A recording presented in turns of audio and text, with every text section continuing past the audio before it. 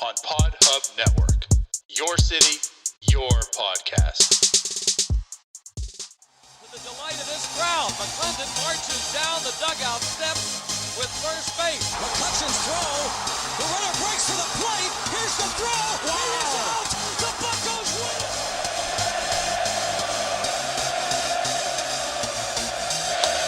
That ball's hit well to left center field. Back toward the track. And that ball is gone. You are listening to the North Shore 9 podcast. Follow them on Twitter, Instagram, and Facebook. Also, make sure to watch NS9 Live every Thursday on Twitch and help support by becoming a patron. Let's go Bucks!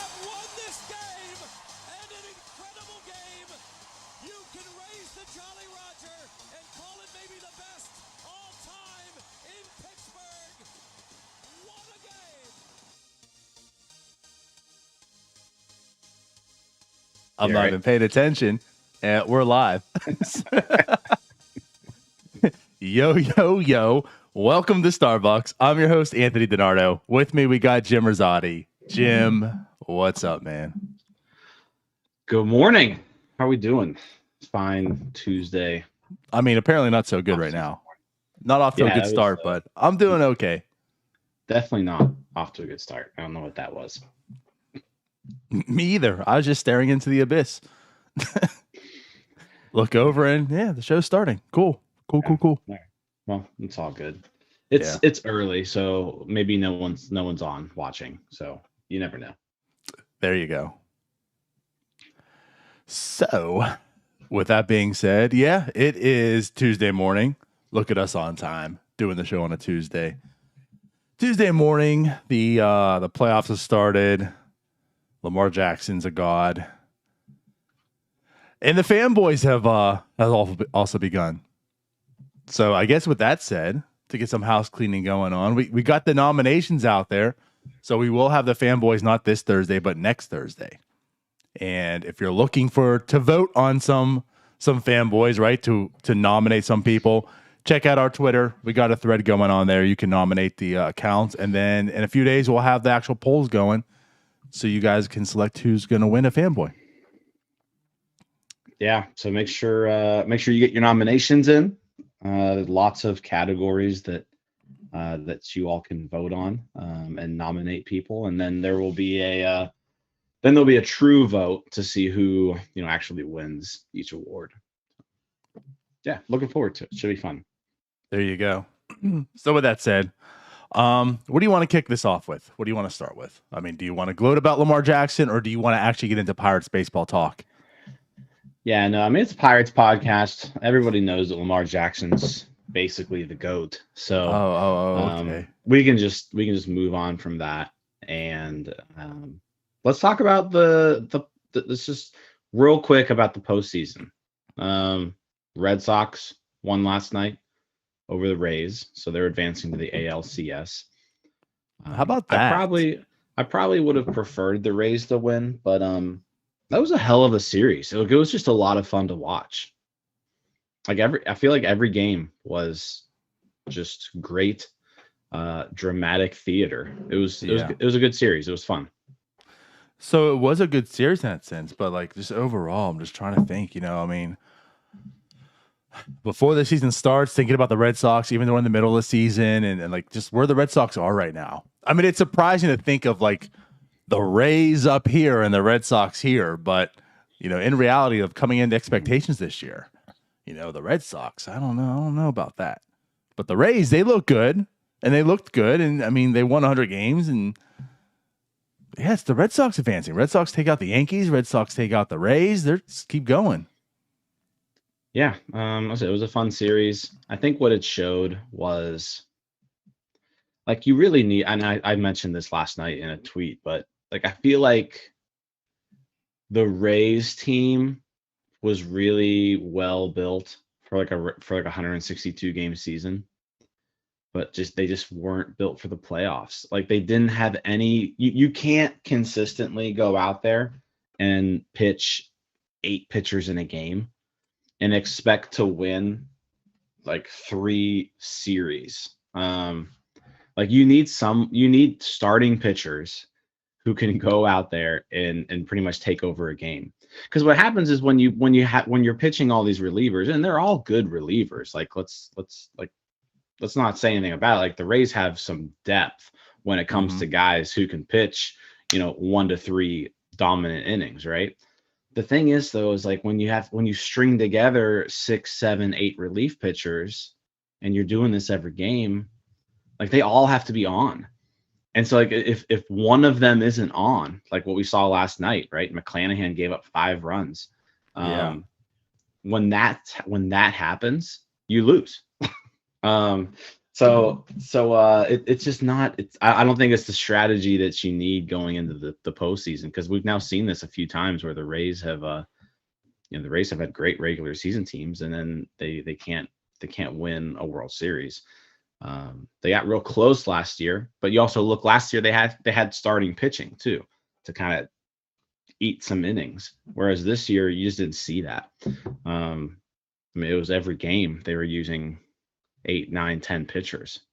And I just don't think that's a recipe for success. At some point, you need a pitcher to go out there and take over a game. I mean, that's very fair, and it's kind of a good point. Numbers can suggest otherwise and such. I mean, I guess I don't know if that really suggests otherwise, but I mean, the strategy in theory kind of makes sense. You have this great bullpen, you have these great arms, you put them out there 1 to 2 innings, get the next guy over, right? But what you fail to see is, like you're saying, I mean, it just takes one guy to not have his top of the game that day. 7 out of 8 guys, that's pretty good numbers. 7 out of 8 were just dominant. But it only takes that one to just have an off night, and it ruins everything. And that's really what happened last night, you said. McHugh goes 2, gives up 1 hit. That's it. Looking good. McClanahan comes in, 5 earned runs, and then they just couldn't recover. I mean, they almost did, but they really just couldn't recover. And that was the ball game. And,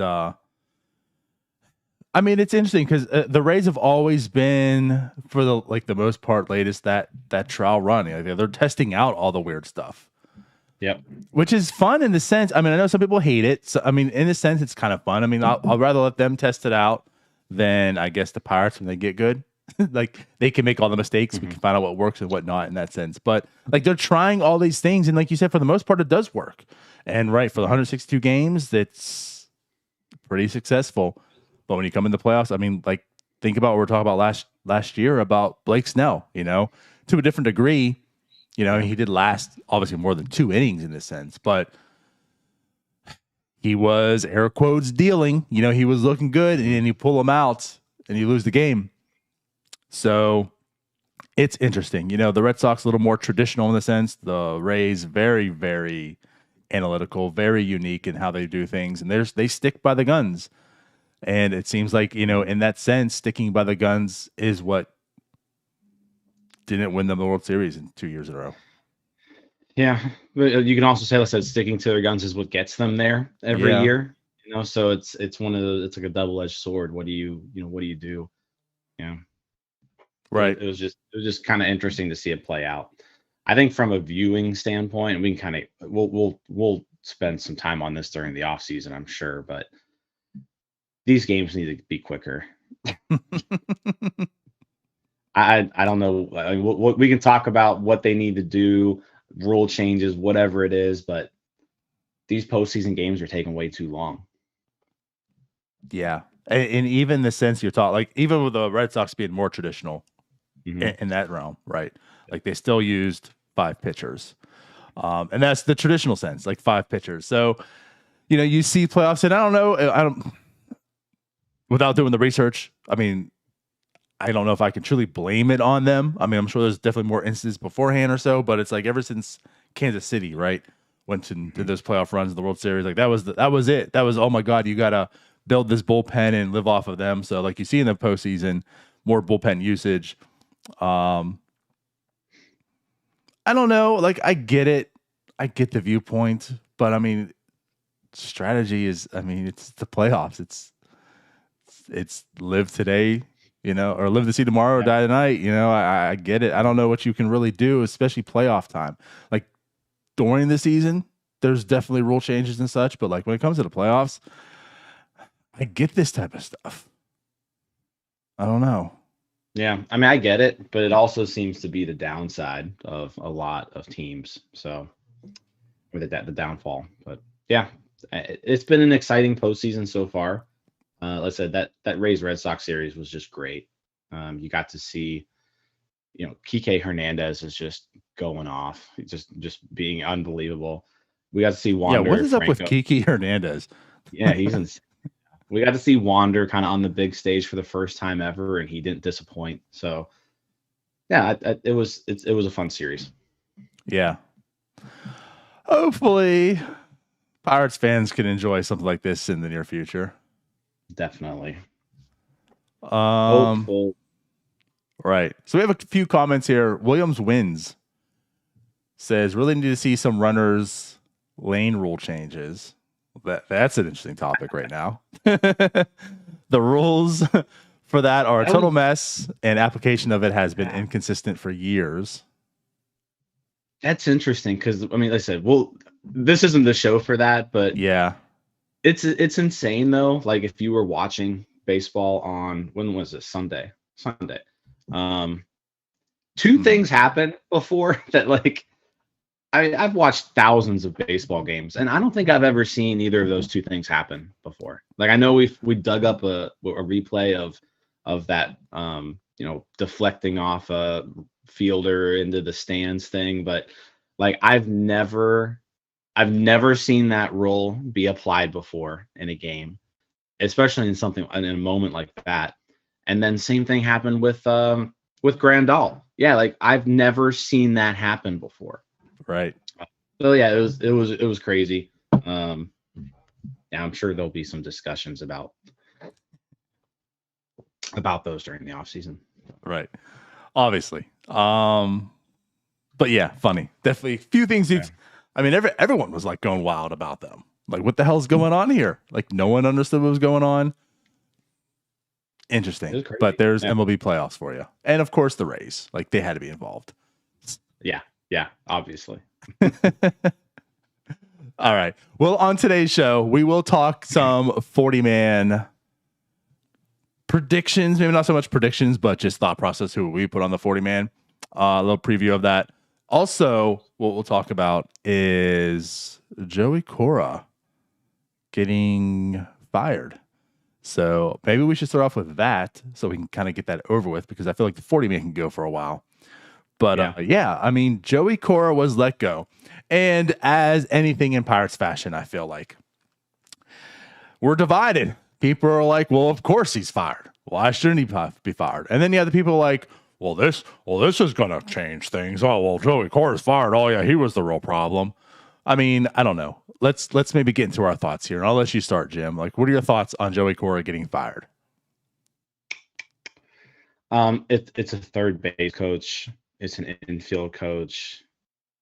It doesn't matter, guys. Like, it's anybody getting worked up one way or the other.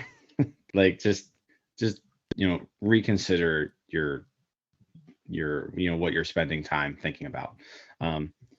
There's so many people you can get to coach third base. There's so many people you can get to coach infielders. I think he's been around a while. It was actually kind of interesting. He was one of the only people that Shelton kept, from the Clint Hurdle years. Mm-hmm. So another thing there, like, why was he even retained in the first place? Typically you'd probably want to bring in all your guys. So this is just Shelton. I mean, if any of us had Shelton's job and we just went through 2 bad years, you want to get your guys in there, right? So right. And he's now done that. Hitting coach is gone, Cora's gone. So now, any leftovers that we had from the Hurdle years, they're gone. Shelton's going to be able to get all his guys in there now, which I think is good for him. That's he should be given the chance to get all of his guys in there, and this will now allow him to do that. Yeah, like I get that aspect. We talked about that. Obviously, the hitting coach is let go in the midseason. Now the third base infield coach is let go. This isn't, and by all means, I feel like, yes, that's the problem. I think that's where some people are going with this. Oh, well, yeah. It's not like Joey Cora is the problem. And I get that. It's not as if I'm like, well, yeah, they should retain Shelton. And he is a great manager and this and that. I don't believe Shelton's going to make it through this rebuild. But this is at least, like, at this point in time, he has no more excuses in that sense. I don't know if you could play the excuse, but right, like, these aren't his people. This is carryover. Joey Cora, definitely a well-respected dude. I mean, he's been around baseball forever. So, I mean, there is that. And hey, we're talking about the Red Sox, speaking of Cora. But, like, Joey Cora is definitely a well-respected dude. And with that said, he is a carryover. He's a really nice guy, it seems like. I mean, he does a lot of stuff. What he did for Puerto Rico was pretty amazing. But, like, you have to separate also the man and, like, the job. He wasn't the best third base coach. The Pirates were getting tossed out at home plate, right and left. He is the infield coach, and like, there is maybe something to say about the defense. That's what a lot of people are talking about. Well, the defense was really, really good. It improved. I mean, look at the fielding percentage. The Pirates are one of the best. And to that, I say, I mean, like back off a little bit. The Pirates are also blessed with Cabrian Hayes. So, for one, the defense is like going to get better because Cabrian Hayes is a god when he puts on a glove. Right? Mm-hmm. I mean, that's fair to say. Stallings is very good defensively. You lost Josh Bell. No matter who replaced Josh Bell, you're improving. And that was Colin Moran, right? Mostly. But like, so there was definitely going to be improvements there. Like, the one thing I can look at and say, Kevin Newman, let's talk about that maybe. Like, is that Joey Cora? Because Kevin Newman just kind of came out of nowhere and had a great glove this year when he just didn't before. Right. Maybe that's something to Joey Cora. Like, does that alone, like, do you say, well, forget the third base blunders? I mean, this team's bad anyways. Let's kind of just ride it out. But it's because Joey Cora's a good, infield coach. And look what he did to Kevin Newman. Is that something to maybe talk about? Or are we still kind of on the page? Like you said, like, it's just a coach. You can find them anywhere. Yeah. To hit on your couple of your points there, the infield definitely improved. Again, I don't know how much of that had to do with Cora. Maybe some of it did, right? Especially maybe Newman, because he was the guy who's kind of been around this whole time. So that, I mean, you could say that, but again, there are plenty of people out there who can coach infielders. Like, that's not, there's no, when it comes to fielding ground balls, it's not like there's new technology out there. Like, there's this new breakthrough way to field grounders, right? It's the same. Like, it's the same way they've been fielding grounders forever is the same way we field grounders today. Nothing changes. Every coach can probably just do the exact same job there. I'm not worried about that. To touch on the third base coach aspect, right? So the Pirates led Major League Baseball, or at least led the National League this year in runners thrown out at home, right? And so people have been pointing to that stat. And yeah, I understand it's frustrating whenever you have somebody thrown out at home. I can't blame Cora like 100% for that, though, because this offense was like so inept that, like, you had to be aggressive when you had the chance, right? Mm-hmm. Mm-hmm. Just because, the next guy up, odds are not going to get the runner in, right? So if you've got a chance to get the runner home, send them. So, like, I actually kind of appreciate the aggressiveness that he had. There were a few times, obviously, where, like, you're sending Colin Moran and he's out by 20 feet. It's like, why is it always Colin Moran though, too? Like everyone always points to Colin Moran in that sense. He's so slow. He is so slow, though. Oh my God. But so I can't blame him entirely for that. Like I said, he seems like a good guy. It's just, this really isn't that important of a decision, I don't think. There are probably elite third base coaches out there, and I don't know who they are.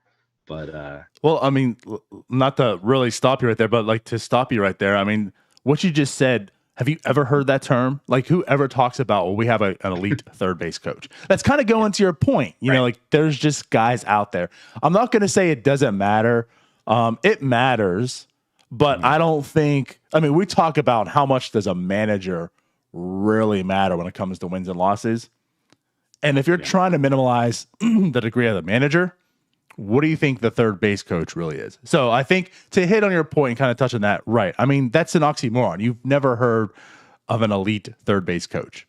It's just that's a third base coach or that's a terrible third base coach. That's it. Yeah. No, you're right. So I'm not really sure. I don't think it deserves a ton of attention and discussion just because it's really not that important. This is probably as important as, you know, the seventh guy out of the bullpen who the Pirates claim and then DFA a week later. Yes. There's that guy probably has more to do with the team than Cora. That's a fair point. That's a fair point. So yes, and I just want to, like I said, kind of put this in perspective. You know, we can't have Pirates Twitter without an argument, without making everything bigger than what it is, and that's what this is. I mean, I just look at this and say they felt like he wasn't the guy, and they got rid of him. Cool. It's not anything for any of us to pound home and say, yes, this is the deal, and it's not anything to say they're idiots. What are they doing? I mean, it's just. It's turnover. It's turnover. This is a bad team. You know, like, what are you really fighting for? This is a bad team. The goal is to get better. Joey Cora just wasn't it. And to go to your point, too, about Shelton's guys, like, he wasn't Shelton's guy. So this is Shelton's way of saying, I'm going to get all my guys in for next year. This is now my picks, where hopefully the teardown's gone. We're moving forward. I can do it with my people, and let's find out. No, he's not going to make it. Like, Shelton will be fired eventually. That's ultimately how I feel. But this is his, again, like, this is his excuse. This is it. He's got all his people going forward. Joey Cora's gone. We'll find out what happens. Going back to the infield stuff too, like, I kind of feel you on that sense. The only thing that I can really maybe put towards Cora is Newman, and that's why I brought it up. Everything else is just, it kind of just makes sense. It's going to happen. But Newman was different. However, as we get into 40-man talk here, I mean, I don't think Newman's going to be around too much longer anyways. And in that sense, it's like, I don't know. I don't know how to – I'm not close enough to the team, unfortunately, to say, like, oh, Newman is a product of Joey Cora. But when it goes to the fielding percentage, this is what I want to talk about, because everyone wants to bring up the fielding percentage. I mean, this is the Jordy Mercer argument over again. I'm not saying that the team's full of Jordy Mercers, but – you know, oh my God, Jordy Mercer's fielding percentage. That's all we had to talk about for 5 years, his fielding percentage. Well, he couldn't move anywhere. He was a statue. You know, like, fielding percentage is such an overrated stat. I'm tired of talking about it so much. I mean, it makes, like, it matters to a degree. And that's what this team was really good at. When the ball was hit towards them, they were able to catch it. But cool, there's a lot more to fielding. And not that the defensive, like, analytic numbers are perfect by any means, but fielding percentage, like I said, Jordy Mercer was just tremendous at that. It's all we talk about how good his defense was because of the fielding percentage, but he just was never a really good defender. Yeah, I mean, he was fine to bring back. He wasn't Jack Wilson, who probably had a worse fielding percentage, but was an amazing fielder. Yes, exactly. Fielding percentage isn't as important as, you know, it used to be. Well, yeah, it's really the same importance. They just realize it's not that important. Right. Okay, so yeah, I don't know. Is there much more you want to talk about with Joey Cora? Not Cora. Yeah. Whatever. I think we're good there. All right, so let's get into the meat and potatoes here. We touched a little bit on the 40-man, just in theory, I feel like Thursday night. So let's really talk about it today. So we've mentioned how the Pirates are definitely going to have a 40-man crunch because there's a lot of guys that are eligible. But again, this is a very, very bad team with a lot of bad players. So is it truly a crunch? So I felt like today we can kind of talk about it, talk about some guys, maybe give you a preview of what we think. I don't know how you really want to do this, but Yeah, I mean, so I Maybe- mean, what I started off with, just like quickly glancing over the current 40-man roster, right? okay. And I was like, okay, how many of these guys are just locks, Mhm. right, to come back, right? And like I said, there's going to be more, right? Because we'll kind of look and see, okay, who else do we want to bring back? But I just came up with 15 people who are locks to be on the 40-man next year, who are already on it. And that's Bednar, Contreras, Keller, Oviedo, right? They're going to keep Oviedo. They kept him around all year. That's not going to change. Soriano, same thing, roll 5 pick. Stratton, Underwood, Bryce Wilson, and Yajore. So those are the pitchers that I had that I felt like were locks. And that's 9 pitchers. Catchers, Stallings. Stallings is a lock. And then infielders, O'Neill Cruz, Brian Hayes, Tucapita Marcano. Outfielders, I've got Ben Gamble and Brian Reynolds. So that's a total of people who I feel like very strongly entrenched. There's really 99% they're there. Yeah. Okay. Yeah, that's fair. I can agree on all of that. I kind of just made a list. Anybody you would add to that, you think? Well, I guess in your defense and the way you're doing it, as far as locks, like at 99%, like there's no question about it. Top of my head, probably not. I mean, the way I did it was kind of like locks as well. How I feel like they're going to be on the team. As far as that, I have like 33 players that I just feel comfortable that they'll be on the 40-man. And then after that, I kind of feel like these are guys that are like on the bubble, if that makes sense. But no, we'll go with that. I mean, those are locks. Like, there's no question, because there's some people I have that have a question. Like for instance, like Ben Gamble. Like, I feel like he's going to be on the 40-man. That you're gonna go ahead and offer him and keep him, but he definitely has less of a chance than Brian Hayes. That makes sense. Mm-hmm. So as far as like 15 locks, yeah, those guys are there, no question asked. Yeah. So I guess then let's go to your next little tier. Yeah, and then next is going to be, I guess, the prospects that you have to add. Okay. Right. And I'm just doing this now on the fly. So I'm going with Mason Martin. Mm-hmm. And I'll just go position by position here.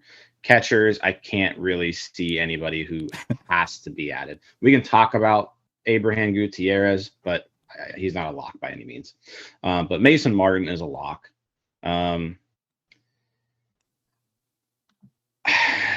We'll talk about Diego Castillo when it comes to like second baseman, shortstop. But Peguero is for sure a lock. Is he for sure a lock? I kind of have him. It's not even close. Yeah. Just the only reason, like I have him in a category of the prospects type, that he's so young that potentially it's not a lock. It makes sense though, because you're just not going to lose him. There's no point of losing Peguero. If Peguero is left unprotected, he's the first overall pick of the Rule 5 draft. There you go. And that's essentially what it comes down to. Perfect. So Peguero, Swaggerty will be added. Mm-hmm. I think Kanan Smith and Jigba will be added. We'll talk about Cal Mitchell. I don't think he's a lock. Mm-hmm. And then when it comes to pitchers, this is where it gets a little interesting. I think you're more likely to see somebody like Omar Cruz, but I'm not going to put him in a lock status. Yeah. I don't even think I'm putting Cody Bolton in a lock status just because he's coming off injury. Mm-hmm.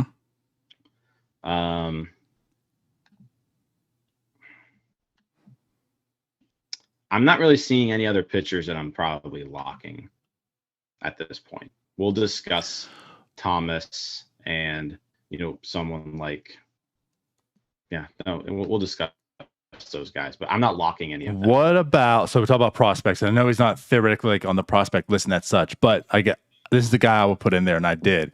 What about Cedarland? Probably on. I have him protected as well. Yeah. I'm not losing I like that one. That yeah, guy. Cedarland's not going anywhere. True. So. Okay. All right. So Cedarland on the list takes it to 20. Cool. And then looking through quickly the relief pitchers, like no one who needs to be a lock, but we can discuss those guys. So yeah, so there's 20. Okay. Then you get into the major leaguers who are like, okay, who is probably coming back. And if you're looking at this list, like you're probably adding Brault to that list. Yep. You're probably adding Brubaker to that list. Mm-hmm. You're probably adding Will Crow to that list. You maybe not, but I am. Yep. Yeah. I'm still keeping him. I mean, I don't believe in him that he's still on the team for next year. You're probably keeping Kranick. You're probably keeping Ponce. Uh-huh. Shreve. Shreve, I have on the bubble. If you want to be honest. Definitely a possibility. I would probably bring him back just because he had a decent season, but I mean he's a reliever. Yeah, I mean to maybe talk about him to go in depth. The reason I have him on the bubble is so. Also, with that said, MLB trade rumors did come out. Ethan will tell you. Ethan was excited, as was I, but probably not as excited as Ethan was. But MLB trade rumors came out with their arbitration predictions, and so Chasen Shreve projected at $2.3 million. I mean, I guess when I look at Chasen Shreve, what he was, like, do I really want to pay I'll stop. Pirates have tons of money. I get that. I mean, well, I guess not tons of money. We expect they can definitely spend more money, though, right? So it's not as if like $2.3 million is going to break the bank for the Pirates. It's not what I'm getting at. But just in the realm of things, what Chasen Shreve presents, I almost feel like I would rather utilize that $2.3 million on just another reliever. Just strike and find something else, because I just kind of feel like Chasen Shreve just kind of is what he is. That's why I have him on the bubble. Okay. I mean, I'm not going to argue that. I'm just looking at a guy who's a lefty reliever. He's now had back-to-back seasons where he's put up, ERAs under 4, right? He's been a major league reliever, right? Like for 4 out of the last 5 years. Mm-hmm. And like been a quality major league reliever 4 out of the last 5 years. So you can go ahead and take a shot signing a different guy. But like you already have a guy. So I guess that's my logic. Might as well just bring him back.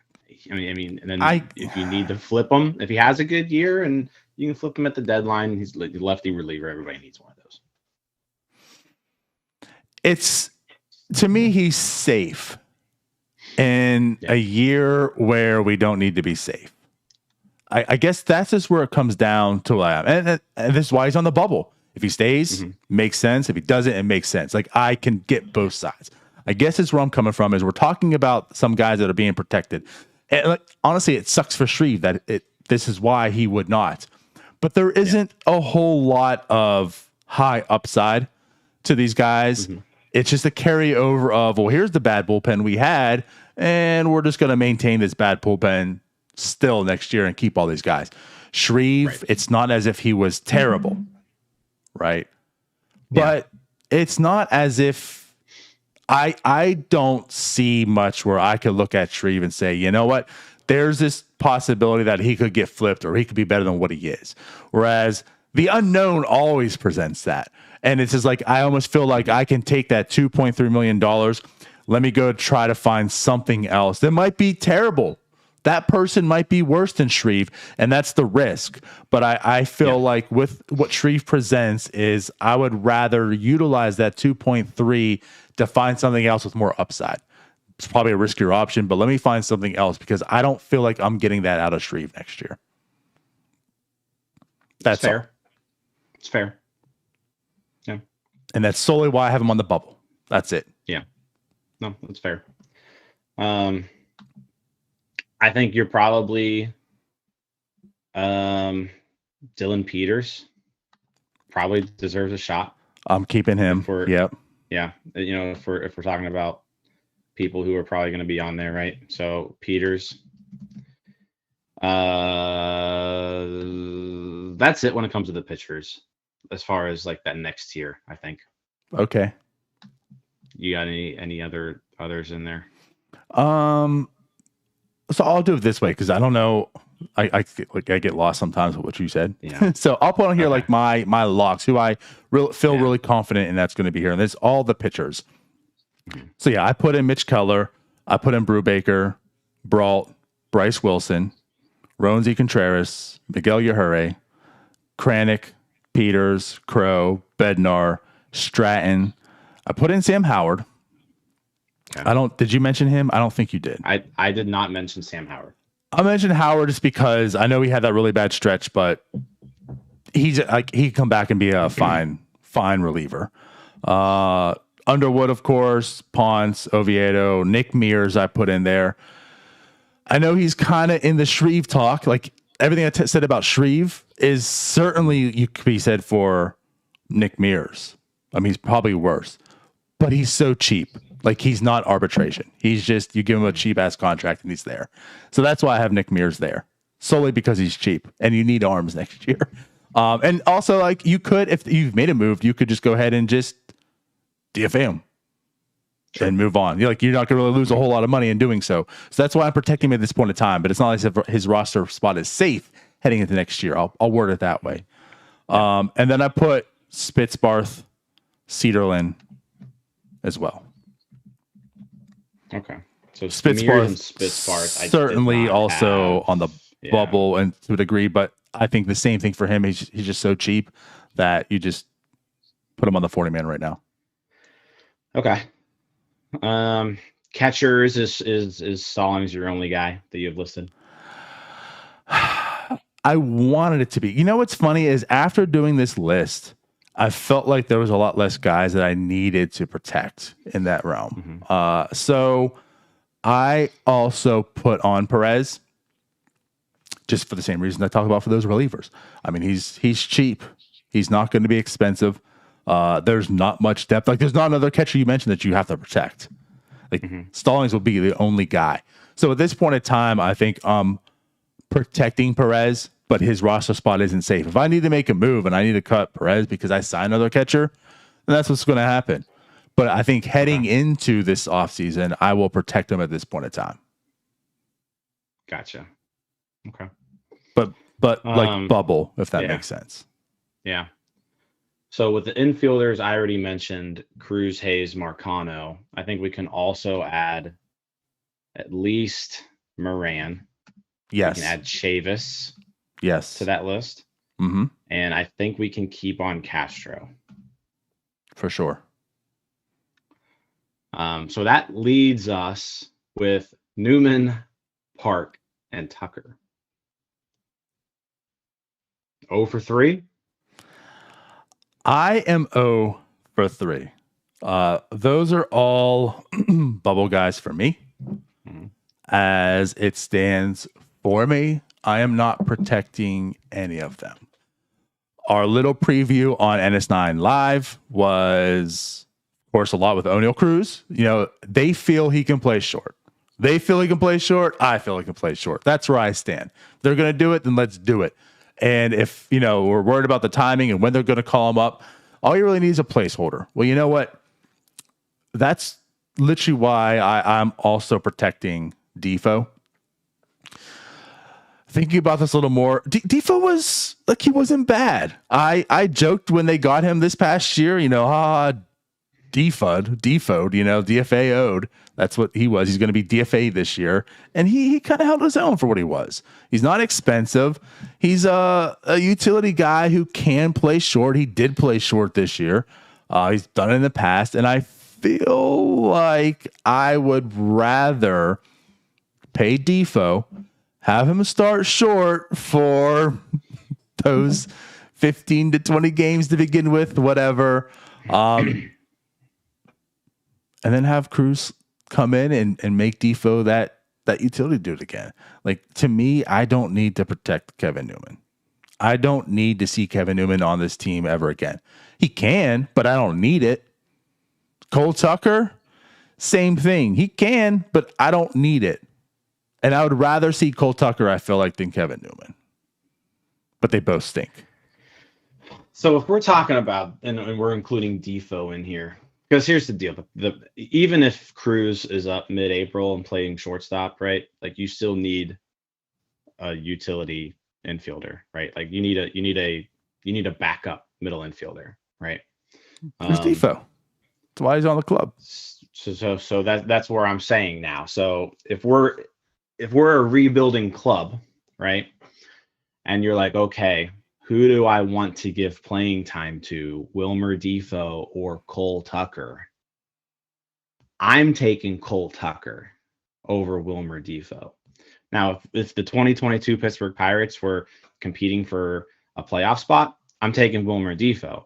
But like, I still, I have very little confidence in Cole Tucker, but I still think he's still a little bit interesting, right? And I mean a little bit, and I'm not like, my interest cup isn't very full, but there's a little bit of interest still left in that cup. Okay. And so I think if you were saying, okay, you know what, we need to keep either Defo, Tucker, Park, or Newman, I'm keeping Tucker. Ooh. That's interesting. So I mean, I think just how I had my point, and you kind of said I can get that. I can understand that. I can get that viewpoint. I don't believe in Cole Tucker's talents. I don't believe in Kevin Newman's talents. Not that I'm out here saying that Wilmer Defoe's a stud. Right. I believe he's a better player, and he's shown it. But like you say, at a rebuilding club, is that ultimately what matters? Like, does it matter that you have this guy who's a spec better? As he's not terrible, but he's at least okay. Mm-hmm. I can get that. Whereas there's a little glimmer of hope. There's a little glimmer of what if with Cole Tucker. I wouldn't be upset by that by any means. I don't think it's a terrible. I can understand that thought process, and I'm okay with it. I guess just to me is I'm over them. Let's just move on. Let's cut the cords. These aren't Charrington guys. They've had their opportunities. They've had their chances. Let's just move forward. But I'm with it. Fair. So whether it's Defo or Tucker, right? Now I've got a few guys here with asterisks on them, right? Shreve, Mears, Spitzbarth, Perez, and Tucker / Defo, right? Mm-hmm. Have asterisks. All fair. That puts the list at 34. Mm-hmm. We still haven't gone through like the bubble Rule 5 guys. We haven't gone through the outfield yet. And we haven't gone through any free agents that we may want to sign. So we've got 6 spots left. So keep that in mind. Outfield. I mentioned Reynolds and I mentioned Gamble. That puts, right? I mean, there's Yoshi, right? So Yoshi is going to be a free agent. So I'm not going to include Yoshi in this, right? Right. He's not back. Mm-hmm. But that includes Oliva, Alford, and Evans. I think we can all rule Evans out. Yeah, he's done. Right. He's done. Oliva and Alford. Thoughts? I mean, I have them on the bubble.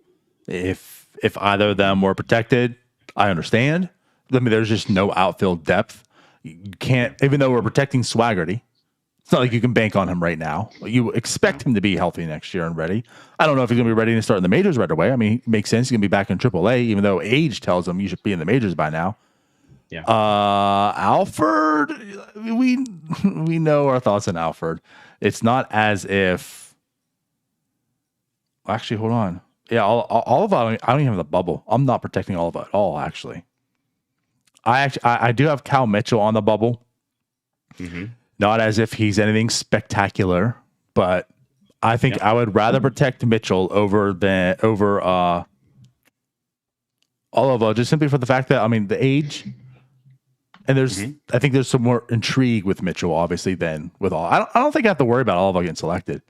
Like, that's just where I come from. I mean, if someone's going to select them, then they must be really, really bad. That's kind of how I feel like. I feel like he's safe. Yeah.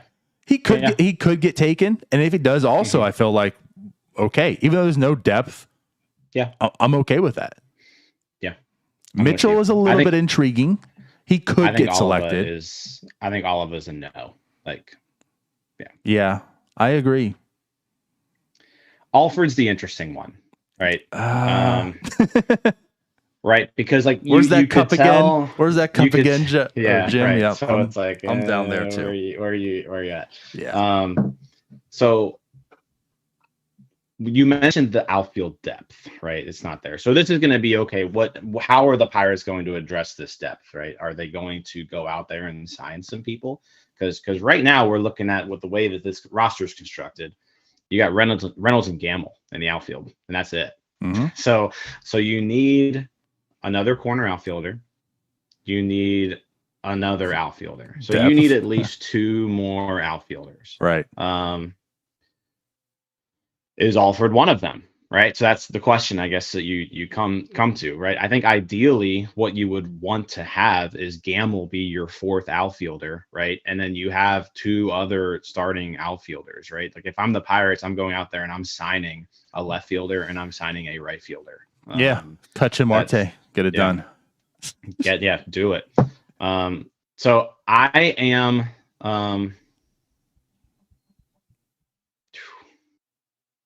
I'm leaving Alford off. I just don't see where he fits. And so what about Cal Mitchell? Cal Mitchell, I'm having on, right? So I would much rather have that too. Yeah, I think Mitchell's on.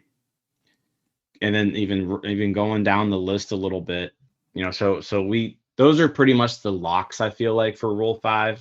There's some other ones that we can discuss a little bit. I mean, going back to the catcher position, recently acquired Abraham Gutierrez is Rule 5 eligible. He was from the Phillies in that deal. Yeah, he's staying. No one's picking him. I don't think anybody's picking him just because he's a catcher that you'd have to roster, and he hasn't played above A ball. Right.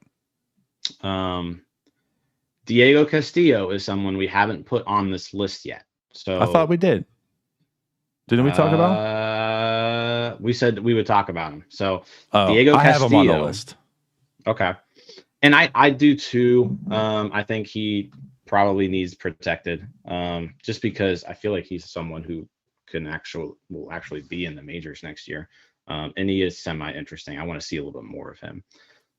So if we add Castillo to the list, that's 36. Third baseman, don't need to worry about anything there. Like I said, Peguero's on.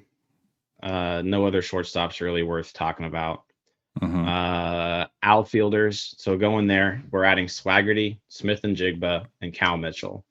There's Jack Sawinski, who was acquired from the Padres in the Adam Frazier deal.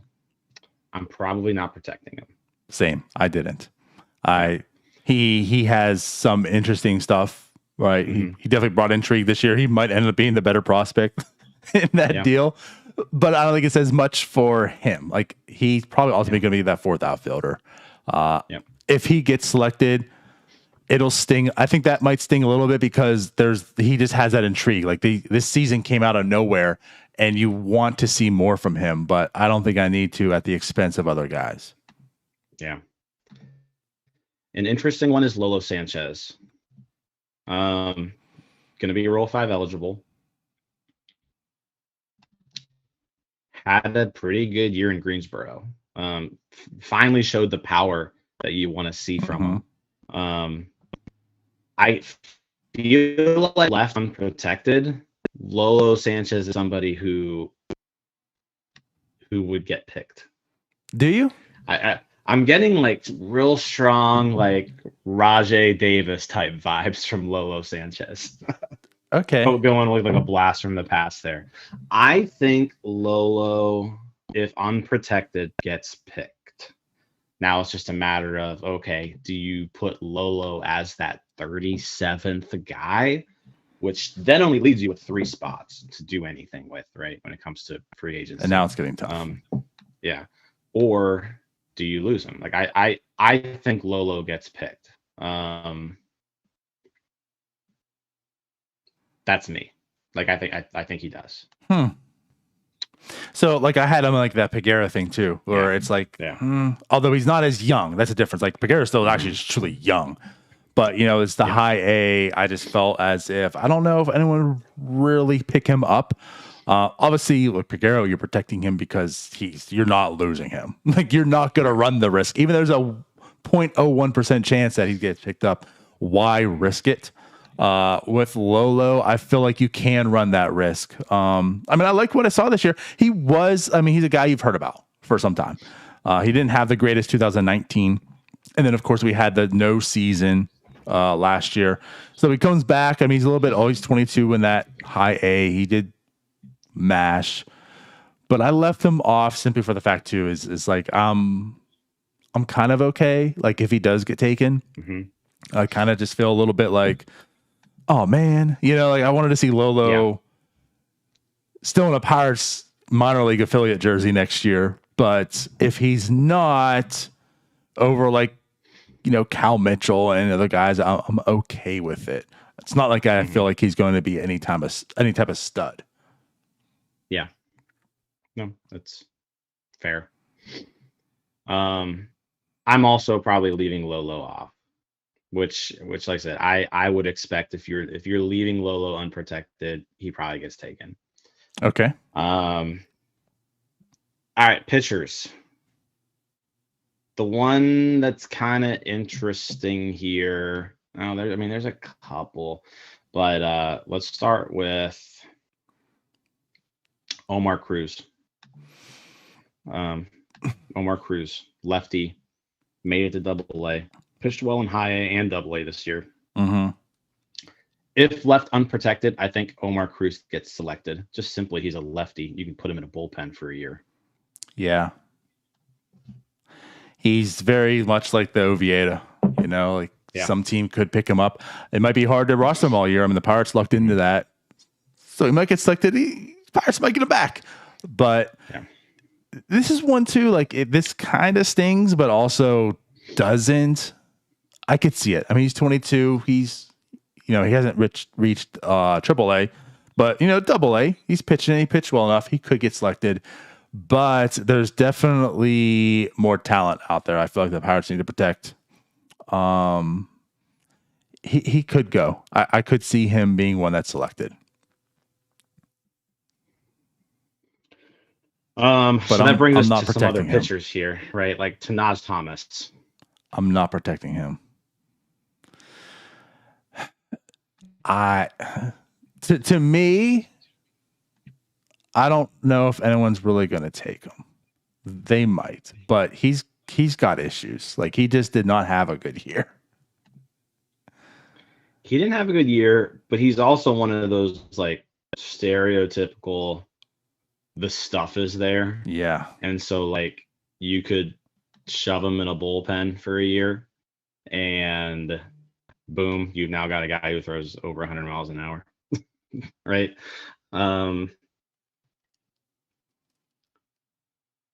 If Tanaj Thomas is left unprotected, he's taken. That's another one. You think? Yeah. Maybe I need to readjust. Yeah, like he's taken. He is taken if he's left unprotected. I have him on that bubble. And I Maybe. think he certainly deserves to be on that bubble. I just don't think you can let somebody with that much talent just go. Because, like, he will go. So, like, Thomas, I'm adding. So my stance was he's on the bubble still for all the reasons we talked. I don't want to lose him, but I almost felt as if he might be safe. Like he might be one of the guys I don't have to protect. If you're that confident, I might readjust. And again, he's 22, playing rookie ball his whole career. This year he goes up to high A. Just did not look good. Walked a lot, but I mean, I could see some team stashing him. It's possible to lose. Like there's definitely intrigue in him. I don't think it's where it was at before the season. You know, he was one of the top prospects in the Pirate system, and now that's not the case. But I don't know, Jim. I don't know. There's a lot of bad players on this 40, man. There are. But I mean, one thing to keep in mind is last year's Rule 5 draft. There were 15 pitchers taken. So like teams are willing to take a pitcher. It was 15 taken. I feel like the Pirates took 10 of them. Pirates took one of them, right? But then they traded for Oviedo. Oh, well, okay. They traded, yeah. They were trades, but yeah. Yeah. So the 15 pitchers taken. So I mean that's my thing there is like Thomas would get taken. Yeah. So I don't know if we have to have any talk then. Geez. So are you protecting him or not? I'm protecting him. I'm protecting. Oh man. So if I put Thomas up there, does that change anything from other players? Thing is, like right, you also have to have 25, 26 men playing baseball. You're right. Right. My thing is like Spitzbarth is gone. Like I think be okay with that. Spitzbarth, right? You DFA Spitzbarth, and no one claims him, and he just goes back into your minors. I would be okay with that. I'll make that adjustment right now. The reason I kept Spitzbarth was just for the fact that, I mean, of course, like you have to have people play, you know, like you have to have 26 guys. He's just so cheap and I'll do it. But if it's going to come at the expense of Tanaj Thomas, Spitzbarth, I'm sorry, you're gone. Yeah. Yeah. Like who I can find you anywhere. Yeah. Right. Yeah. Okay. And that's kind of why I was, you know, leaving somebody like Mears off too, you know, at least temporarily to kind of see how this played out. Okay, so Thomas puts us at 36 then if we take Spitzbarth off. I think going into, I mean, when's the Rule 5 draft? December, right? Yeah. But you have to be locked in, right? Probably so, like 10 or something. So I'm curious to see, you know, do you have 40 people on the roster? Do you go with 39, right? So you can take somebody in the Rule 5 draft. So right now we're at 36, and this is before any free agents are added. Right. And then also to go through some more Rule 5 eligible players here, right? Cody Bolton. I know I have him on that bubble list because like that's a guy I want to see, but the injury, I feel like he could get swept up this year because he's pretty much ready. Like you expected to see him this year. Oh yeah. The reason you didn't was Cody because Bolton of the injury. Yeah, he's basically majorly ready. He's one of those guys where I think if you leave him unprotected, he's taken. Like someone's going to take Cody Bolton. So I know. Okay, would you? Okay. Sorry, Nick Mears, you're gone too. Cody Bolton. I'd rather see Cody Bolton than Nick Mears.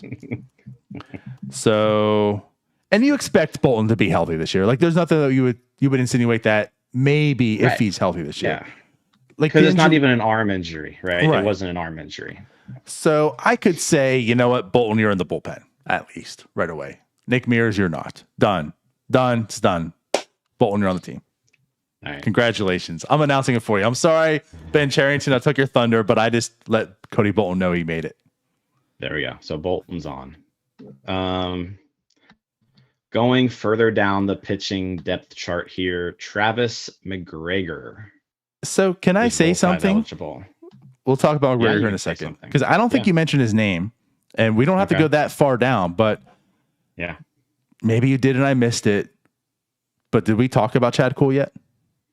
We have not talked about Chad Cole yet. Right. So that says something, and this is something I've said in the text. I said it on this, I think, when Tyler and I were just on NS9 Live once. But like, we just said all these names, and it's not Chad Cole, and we're already at this many guys. I mean, I don't believe Chad Cole is safe by any means, and I truly believe he gets unprotected.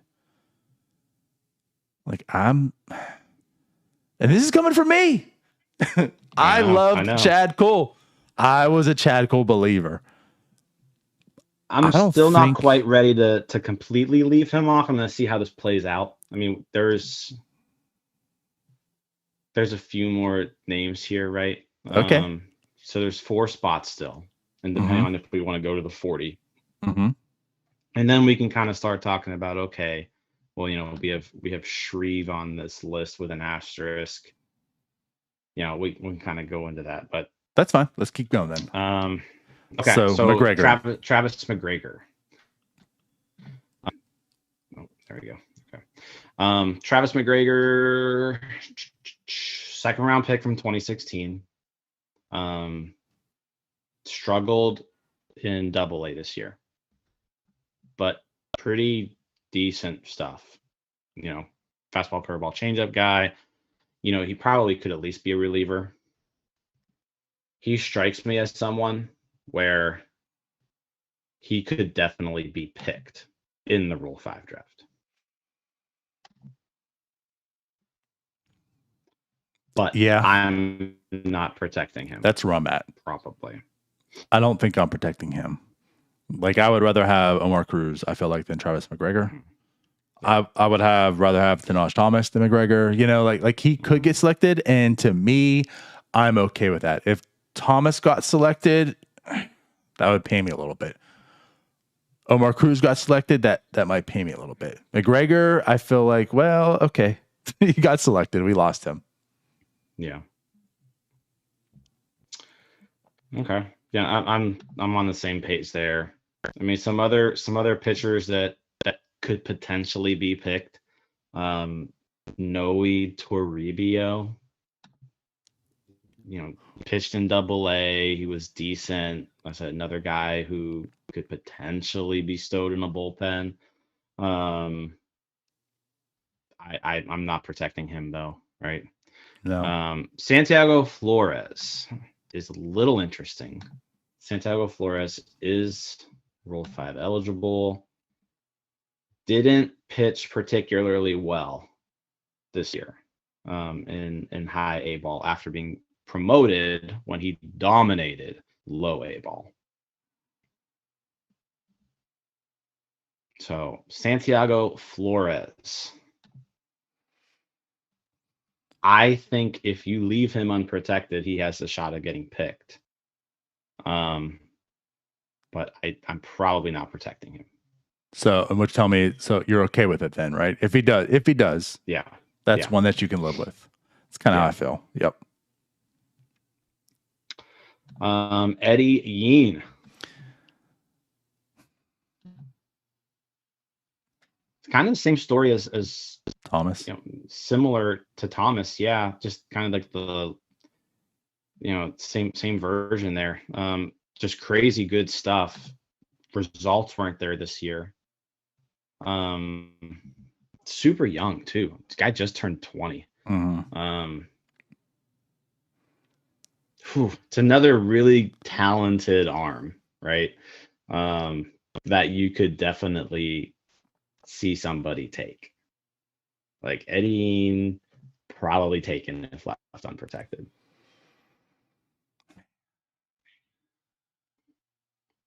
Somebody is going to try to stow him away in a bullpen. Are you okay losing Eddie Yeen?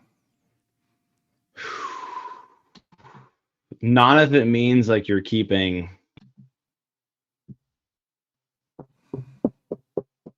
I'm adding Eddie Ian to the list. So, damn, Jim. Like, so this is a little more of a crunch then, maybe. Yeah. Are you taking anyone off? Or are you just adding him? I'm adding him. Just adding. He's okay. number 37. So Eddie Ying. Yeah.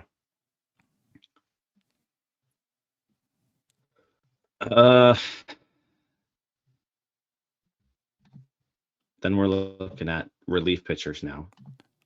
I mean, do we really want to? I mean, like Yeri De Los Santos. I mean, yeah. 2 point. The guys put up really good numbers all throughout the minors. Reliever. There's like, I mean, if you're looking at just like what he's done, he looks like he's pretty good. I don't know much about him, right? But the guy looks good on paper. Okay. I mean, he kind of fits that Nick Mears mold, probably, where he's going to be a major league relief pitcher. Okay. Right. So what are you doing with De Los Santos? I'm not protecting him. You're not protecting him. I'm just not. No. I mean, are you really trying to protect the next Nick Mears? Well, I'm protecting the guy who you would hope Nick Mears would become. So I'm probably leaving him off. Okay. But that's another guy who has the potential to be claimed. To me, I'm okay with it. Okay. All right. Another one, lefty reliever. Blake Wyman, also eligible. Leaving him off. What are you doing? I'm probably leaving him off. That works for me. Only other reliever here that I see that's like semi-interesting. That's about it. That's it. Okay. Cool. I don't have any of the rest that you probably going to bring up on the list even. So that's how I felt about them. Okay. Gotcha. All right. So that puts my list at 37. We still haven't talked about, like you mentioned, Chad Kuhl. Mm-hmm. Right. So if we're sitting at 37, then I'm bringing back Chad Kuhl. Okay. I'm bringing back Anthony Banda. That puts us at That puts us at 39, right? And I'm probably rolling with that.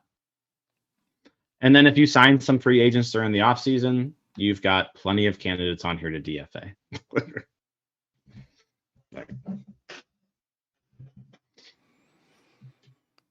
Interesting. So that's my list. It's the only thing I guess we differ on is so do you have Shreve on the list? You're making me look now. I thought I didn't, right? That was the guy. Yeah, I did not. You had him on the bubble. Okay, so you do not have Shreve. Yeah, I have him on the bubble, but personally, I wouldn't take him. I feel like he is on the bubble, but for me, I wouldn't. Okay. You would not. No. Okay. Let me go find somebody else. A couple of extra spots. Yeah. I wanted some extra spots. I feel like this club needs some free agents. Well, I know I'm fine with that, but like, I think when you got to set your roster, right? And then if you add free agents, then you can DFA people later. Yeah, and that's fair. Like, that's definitely fair. So like yours is more set up, and then let's say this. So they go out and add 2 free agents. Right. Which then you're taking are the 2 that you feel like you're taking off right now to put you at like 37? I mean, you're probably looking at depending on who they add, right? Because you got to go by Fair. position, Right. like Cool and Bonda are the two that I just put on there. So I guess those are my last two. That makes sense. Yeah. I guess like that's definitely where I stand with Cool. Yeah. So what's he? Hold on, let me go to the MLB trade rumors. He is projected at $3 million. I mean, for everything I said about Shreve at 2.3, I mean, I believe Chad Cool can present something. Like I believe he could give you something more than Shreve, right? Especially me. I think there's more there to Chad Cool. But after this whole season, I think that's tempered down a bit. Even like the whole reliever thing, I was on board with, well, if Chad Cool isn't a good starter, he'll be a great reliever. And he relieved this year and showed that he was also not that. So he's not that guy. For $3 million, are you keeping Chad Cool around for that? I honestly, I don't believe you do. I might be okay letting Chad Cool go.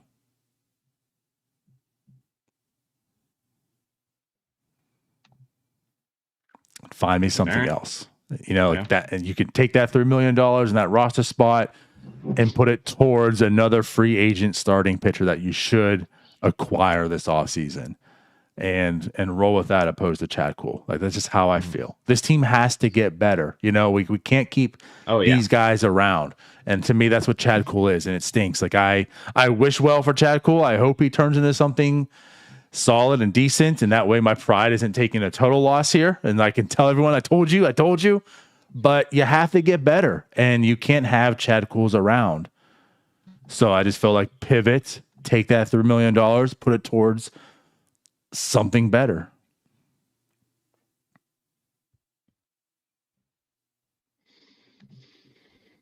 No, I mean, I'm fine with that. So I mean, he's on my list right now, but definitely, if something comes around that's better, which I'm hoping there is, like he's definitely on the bubble there. That makes total sense. So, like I said, I fully expect that, I want to see some free agents added. So this list is going to change. But that's what I'm setting it at right now. I'm going with 39, so that you're leaving a spot open for a Rule 5 pick. Or maybe you're sitting the Rule 5 draft out and you're adding another guy, that we just said you're gonna lose. So that's always a possibility too. Like, would you rather take someone else's Rule 5 pick, or do you protect Lolo Sanchez? Right? That's fair. You could do that too. So. Yeah. So that is so if we're talking about Rule 5 guys who we're adding, right? Let's count these up: Martin, Peguero, Swaggerty, Smith, and Jigba. There's 4. Then we're adding Cal Mitchell, Diego Castillo, Tanaj Thomas, Cody Bolton, Eddie Yean. We're adding 9. 9 guys being added. It's quite a bit. Mm-hmm. But yeah, I mean, I feel like those are 9 guys that if you left unprotected would be taken, and I don't want to just lose those talents for nothing. Right. I said you could say Thomas and Yean, right? Like they're definitely like on that project standpoint still, but for sure.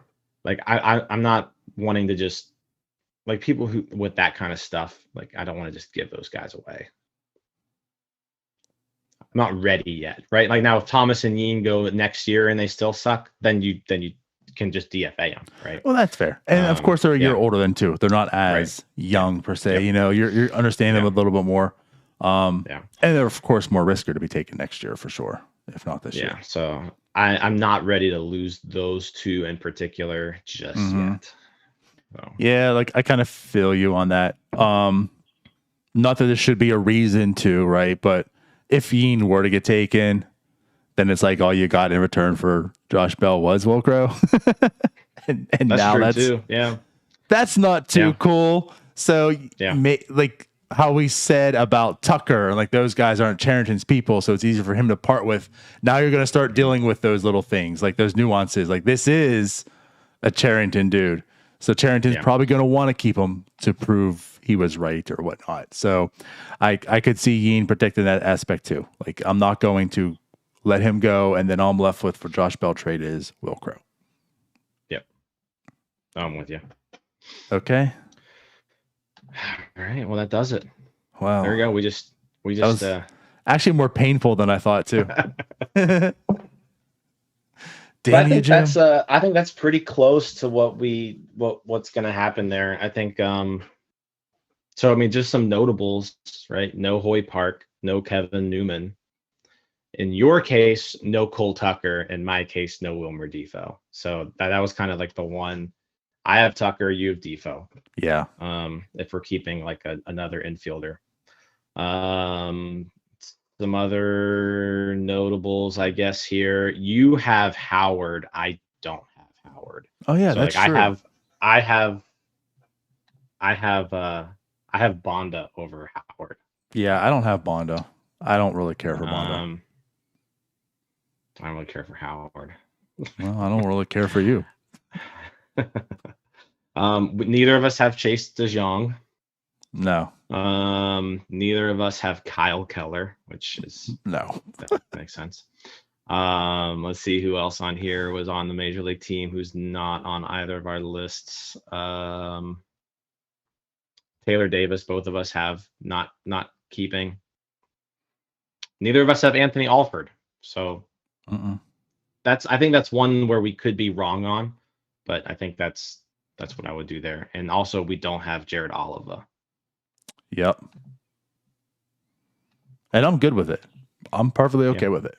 I mean, the goal is to get better, and the outfield is something I think that they can definitely get better at, and not for that expensive. Again, we talk about the corner outfielders. I mean, you can get someone for rather cheap that can certainly improve the club much more than Anthony Alford or what Oliva would present. So go and do it. Like, you already got Reynolds out there. You got Gamble, who's solid. Go improve that. At least make the outfield maybe somewhat of a strength. Yep, I'm with you. All right. There we go. Cool. Well, that's it. That's it. There's your 40, man. Kind of. I think we did a right. good job. We did a good job. I think we with did. that. Yeah. Puts things in perspective now. Now we have a better, clearer understanding heading this year who might be on the team and who might not. Yeah. I think you definitely were leaving more prospects off, right? I talked you into keeping some prospects. You did. Really, I mean, just the young arms, I guess. Like more of the Yeen and the Thomases. Right. But I guess the notable prospect we left off is Lolo. Yeah. Which, again, that would sting a bit. Like, I would rather him be in this farm system, but it's not the end of the world if you lose Lolo Sanchez, I feel. I mean, at least at this point in time, I cross my fingers and feel. Yeah. It's going to stink if he does end up being really good. But, yeah. So I think with the way we have it, the people who are definitely on the bubble for being picked, right? You've got Lolo. You've got... I don't think we have to worry about I don't think we need to worry about Sawinski at all. Likely not, but there's a chance. There's a chance, but like from a pitching standpoint, I do feel like let's see, we left off Omar Cruz. We left off McGregor. Did we leave off Cruz? Did we? I think we may have. I thought so. Or I don't know. I'll have to go back there and see. Hold on, 40 man. We left off Cruz. Yeah. So Cruz is definitely a possibility there. McGregor, Santiago Flores, all guys who could get taken. And then I do think like De Los Santos could be a guy who could also be taken. Right. So. Yep. There's some possibilities. Even someone like Steven Jennings, potentially.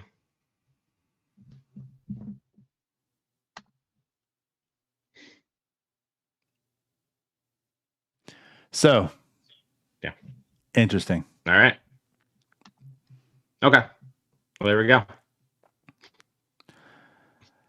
All right.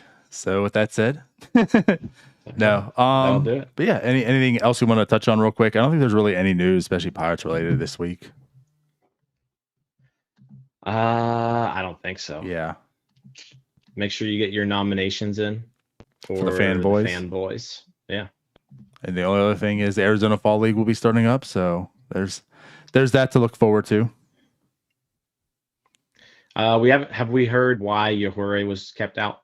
I was just going to say there is something with that. Yeah, he was added, but then wasn't.